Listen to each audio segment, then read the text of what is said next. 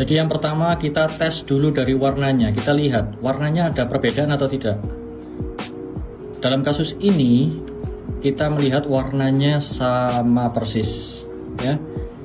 Yang kedua kita cek juga cetakannya rapi atau tidak.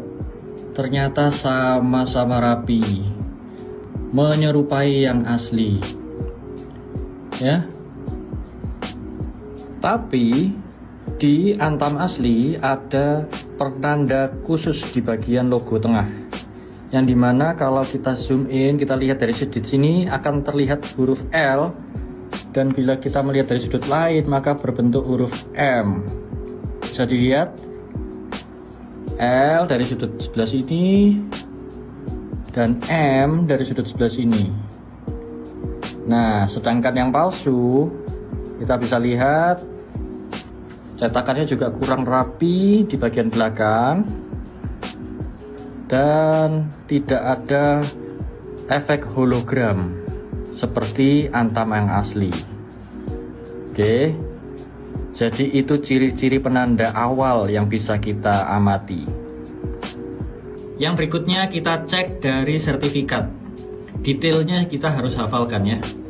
Pertama, ini yang palsu yang 3 gram dan yang 1 gram ini yang asli. Dari warnanya kita bisa lihat ada sedikit perbedaan. Tanda tangan juga ini tipis, yang ini lebih tebal yang palsu.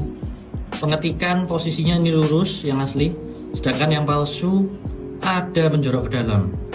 Ini cukup mencurigakan. KAN juga tulisannya cuma KAN saja yang asli, yang palsu ada detailnya karena dia ngambilnya dari Google. Fontnya juga kurang lebih ini mirip, hanya saja yang palsu lebih tebal ketimbang yang asli. Potongan juga lebih lurus yang palsu, yang asli potongannya menceng ya.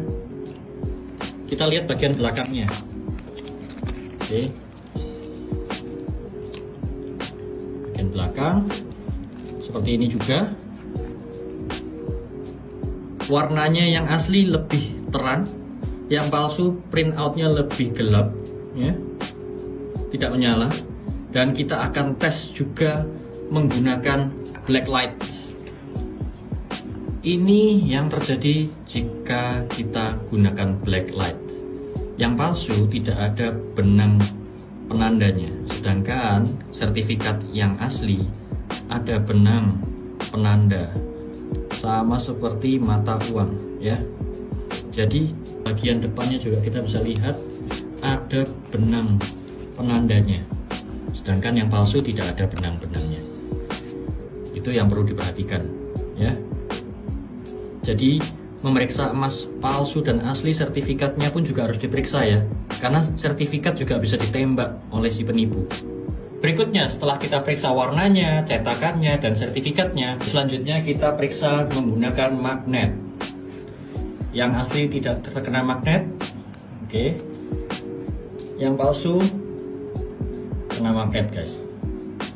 Dari sini saja sudah tidak lolos ya. Saya ulang lagi ya. Yang asli tidak akan terkena magnet, yang palsu terkena magnet. Berikutnya, setelah kita periksa warnanya, cetakannya, dan sertifikatnya, kita cek kemurniannya dengan alat-alat khusus, yaitu bahan kimia khusus. Kita akan coba gesek terlebih dahulu. Yang palsu ya, saya gesek di sebelah sini ya. Dan yang asli saya gesek di sebelah sini.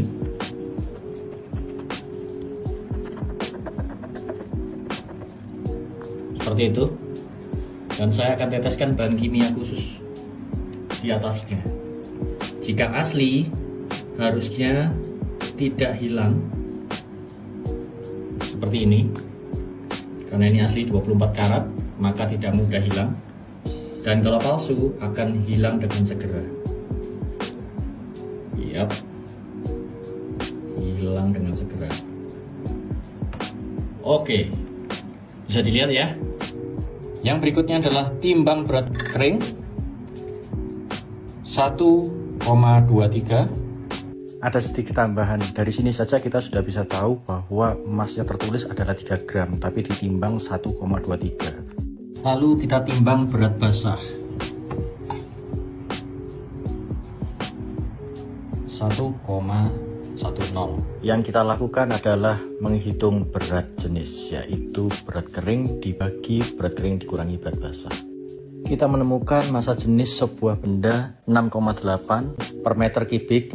Itu adalah stainless steel seri 400. Oke, jadi dari analisa yang sudah kita lakukan, kita dapat simpulkan bahwa ini adalah emas palsu berbahan stainless steel yang dilapisi oleh